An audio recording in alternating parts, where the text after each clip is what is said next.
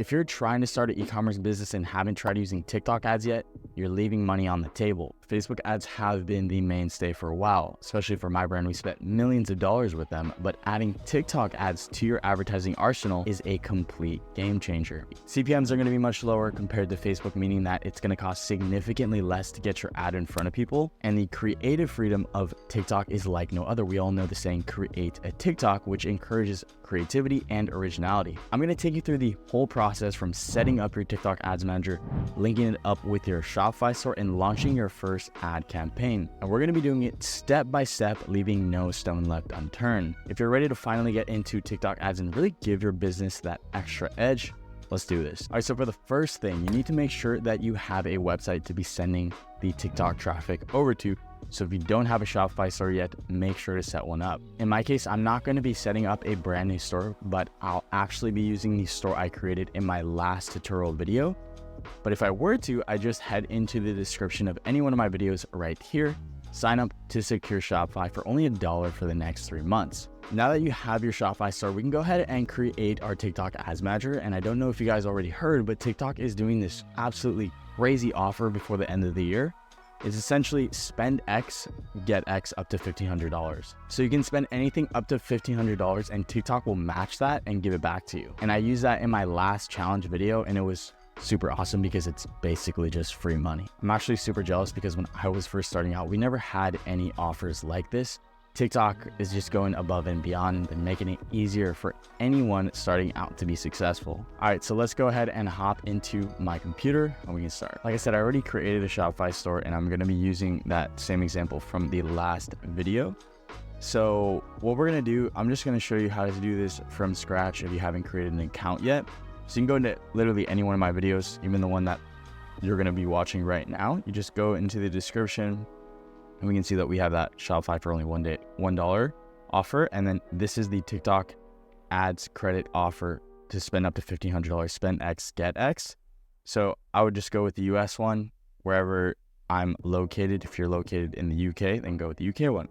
So then we just go with get started. And then right here, you're going to input your information for a business. So it's going to be your store name. So in this example, it's Powder Pack. So I would put Powder Pack, and then obviously select industry, doesn't matter too much, but e-commerce, and you select whatever, and then your phone number, and we're gonna get started. And then we're gonna select obviously where we are from, but California, auto payment, go to ads manager, and then it's gonna take me to the ads manager. All right, so here we are on to the TikTok ads manager, but before we can proceed, we do need to create a pixel. So we need to go back onto our Shopify dashboard. So what you're gonna wanna do is go to the apps, and then type in TikTok. So we're gonna download the TikTok app, and then we're gonna go with the first one, the one with the most reviews, the one by TikTok. We're gonna install that. All right, here we go. And then we're gonna go into the continue setup. So then we're gonna press connect, and then we're gonna log in with the logins that we created on our TikTok ads manager. All right, so this was the sample one that I created last time. So this is the one that I just created. We need to make sure that the last 3 do match. So we can just check real quick. Go right here, and then 658, and then that's the one that we're going to connect. We need to make sure that those numbers do in fact match up. And then for the data sharing, this is the pixel. So TikTok is going to create a pixel for us. We need to make sure that we're choosing maximum. We want TikTok to track as much as possible, so we can use this data later down the line when we're ready to get into the more advanced stages of advertising. And that's pretty much it. We're gonna go ahead and click finish setup. Now our TikTok pixel has been created. It's been properly integrated to our Shopify store, and it's been done pretty seamlessly. So now, next step, we're gonna get into creating our campaign. So we can go back over to our ads manager, and we're gonna go ahead and create our first campaign. So first thing that I'm gonna do is select custom mode. Simplified mode, just basically let the AI do everything for you. But in this way, we're gonna give it a little bit more direction, but it's still gonna be somewhat broad. So I'm gonna go in with custom mode right here. All right, so for the advertising objective, what's gonna happen is TikTok is going to try and do whatever you select. Very simple, right? So if you select traffic, then TikTok is going to try and get you traffic. If you select video views, then TikTok is going to try and search for people that simply watch videos. Now, in our case, we want website conversion. We want people that purchase, right? So TikTok's going to look for people that do said event. We're going to have the option for add to cart. We're going to have the option for initiate checkout, complete payment, so on and so on. And then product sales would be TikTok shop. We don't have that set up right now, so we can't do that. So we're going to go ahead and go with website purchases. And then if we select smart performance right here, it's going to be pretty similar to the simplified mode, but basically the AI is going to do everything for us in terms of the targeting and everything. But for now, like I said, I want to give it a bit of direction. And then for the campaign name, you can basically just name it whatever is going to help you identify what you've done within this campaign. So my example, I'm going to just say something like this. It's going to be a conversion-based campaign. And we're also going to go with nothing. It's no targeting, kind of spoiler. But we'll go with 3 ads. So from here, campaign budget optimization, just going to turn that on. Doesn't really matter too much because we do have we're just going to be creating one ad set. So the budget is going to go on the entirety of this campaign, and we'll go with $50. So do keep in mind, if you let this run forever, it's going to spend $50 forever. So make sure that you are monitoring, and if it's not profitable, then turn it off. So we're going to go in with continue. And then, like I said, this is going to be nothing, but we are going to give it a little bit of direction. Now, as far as the optimization location, we do want to select our pixel that we created. And then for the optimization goal, I would recommend starting out with complete payment. Don't do view content, don't do initiate checkout or search.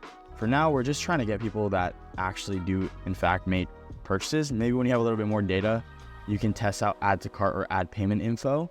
But for now, we're just going to keep it as simple as possible and go with complete payment. We want people that actually make purchases. This is the same as Facebook's purchases. One thing I do want to mention is that you're going to see no recent activity right here. This doesn't matter because we have no events that have been tracked on this pixel. So don't worry about this warning. Once you start to run ads, once you start to collect data, it's going to send as active. So you can see that the view content conversion event has already been active because we just created the pixel. I visited the website, so that's going to be tracked. Now, obviously, we haven't had any purchase yet because we haven't ran any traffic to it. So for now, just don't worry about the no recent activity warning. And then we're going to go down. We're going to change this auto placements because we don't want the global app bundle or the Pengle. We're just going to stick to TikTok, and then we're going to include it in search results. All right, so as we scroll down into the targeting, this is where you're going to have to do your due diligence and really figure out what demographic or who is this product going to be best for, right? So if I'm selling the product within this example that is specifically for people that are going skiing or snowboarding, right? Because these are compression padded shorts, we're not going to be targeting people that live in Africa or live in sub-Saharan regions where there's no snow, right? I would probably go with Canada right here. So I generally always start off US and Canada. So that's what I'm going to be doing here. And then gender, I keep it all. And then I do like to go 18 plus because for the most part, you're not going to have a 13 to 17-year-old that's going to be buying your stuff. So stick to 18 plus. Now for this product, you know, as I start to run more ads, as I start to collect data, what I'll probably notice is that people above the age of 55 wouldn't really buy this product or use this product. Maybe they might buy it as gift. But for the most part, the order demographics would probably fluctuate within the ranges of 18 to 50, yeah, around there. I'm gonna just go broad as is. And then for this, you don't really need to touch it too much. Audiences, we don't have enough data for audiences, so we actually can't select any custom audiences. We can't create any custom audience or lookalike audiences, because we don't have that data. Maybe if you have a pre-existing customer file that you can input in there, then yes, but you know, in our case, we don't. So for the interest, now this is, like I said earlier, we're gonna have to do a bit of research. I was thinking that I was doing a nothing campaign, but I'm actually not doing a nothing campaign. I'm doing an interest-based campaign. I'll be able to fill this in once, I go ahead and select here. So off the bat, if I'm selling this product, I would probably want to target people that are within the snowboarding and skiing community, right? So snowboard might be a good one. That's not the size that we're looking for. So you need to make sure that when you are selecting various interests, you need to look at the sizing, right? So we'll probably go ahead and Check snowboarding, that's great. 4.7 mil to 5.8 mil. So that's a good one. All right, and then we'll go ahead and add sledding as well. And then for the audience size, we want to get this number to somewhere in the 30 plus million. We want it to be pretty much balanced, right? Because TikTok, if we go too narrow, then TikTok's just going to run through that audience too quickly, and then it's going to start to fatigue. So let's try and add a few more. I have sledding and snowboarding. So let's maybe try and add a few more to get it to more of a balanced audience size. Yes, we can go with outdoor equipment, and that should make it almost close to where we want to be. Let's go in and add sports equipment as well. All right, so there we are. So we're at about a balanced.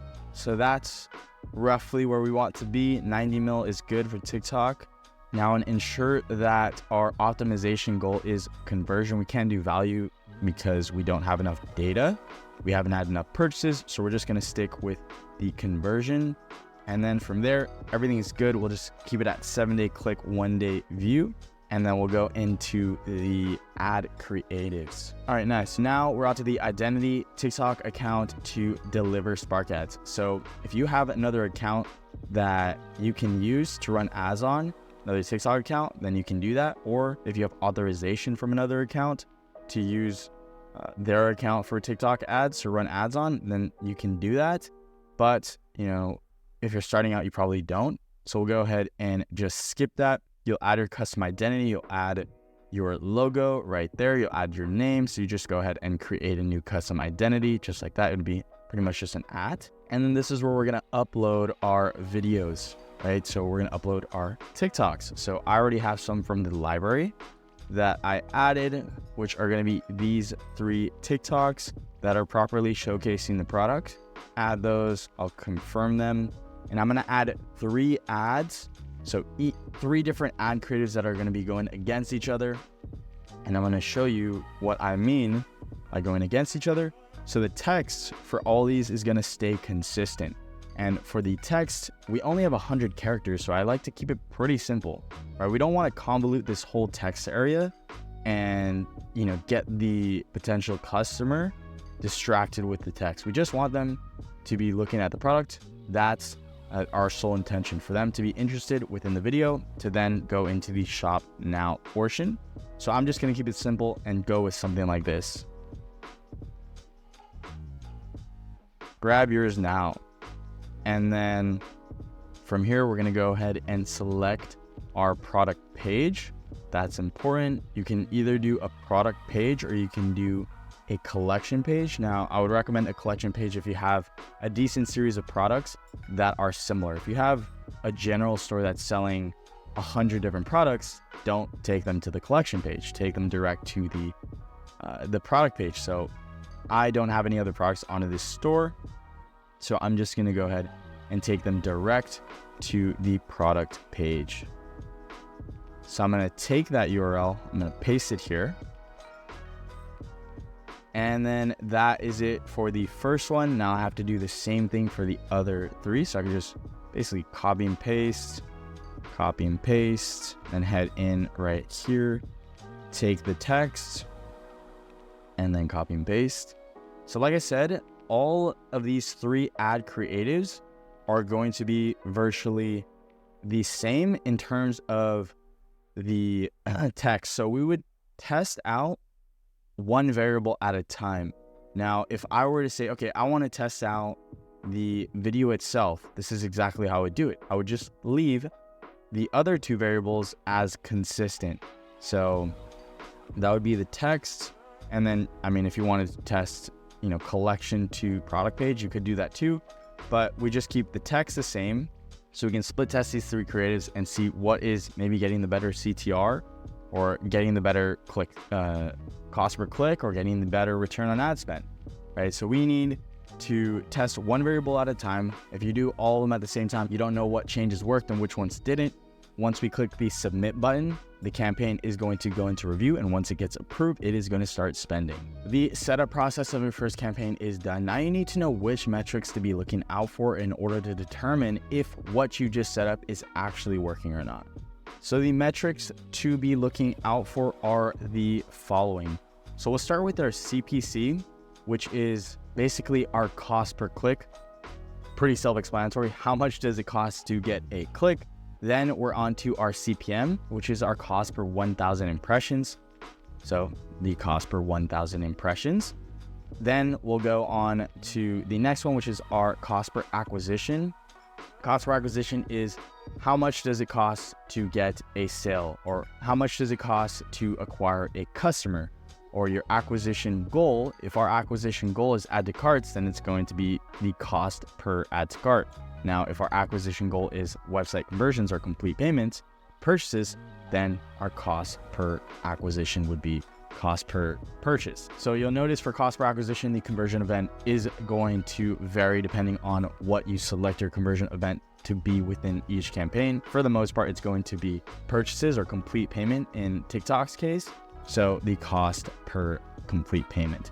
Then we'll go on to the CTR, which is your click-through rate. What is the percentage of people that are clicking through from your ad on to your website? And then what you'll notice is that they don't add your return on ad spend as default. So you do want to add that one, or your ROAS. And your ROAS is essentially your return on ad spend. So how much are you spending in comparison to how much you're getting back? For example, if you have a return on ad spend or a ROAS that is a 2.5, that means for every dollar that you spend, you're getting $2.5 back.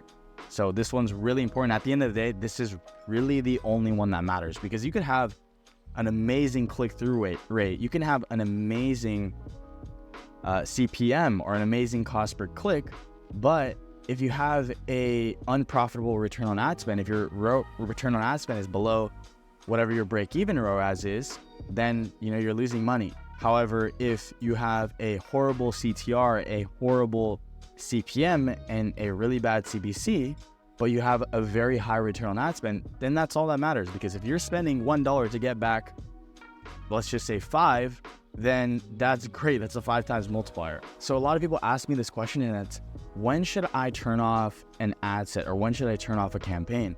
What I like to do, if I'm running a series of ad sets, let's just say I have 5 ad sets within a campaign, I let each of the ad spend at least 75 to 90% the retail price of my product. So, an example, let's just say I have 5 ad sets within a campaign, and they are all targeting different interests, then I'll let them at least spend somewhere around $35 before I either turn them off and filter them with a new series of ad sets, or I move on to another campaign. Now in this example, if we only have one ad set that's only targeting the snowboarding or the skiing series of interests, I would probably let this campaign run for a day and a half. I'd probably go a little bit over 1.5 to 2 times. So if I'm spending, let's say, $80, $90 on this campaign and I still haven't got a sale, then I would probably turn it off. If I do get a sale, I'd probably let it run for another day to day and a half. And if I haven't got a sale, then I'd probably turn it off.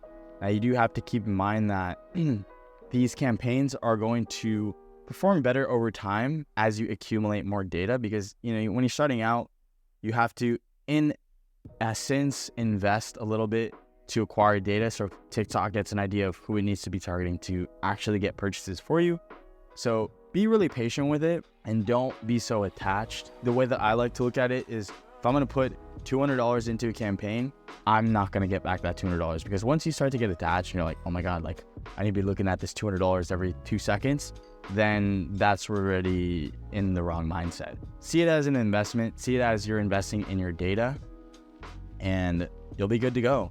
Now, if you guys are still a bit confused on what to do, you can book a strategy session below, or you can check out my free course and my free Discord to get some more support or just network. I hope you guys enjoyed this video. Keep crushing it. Peace.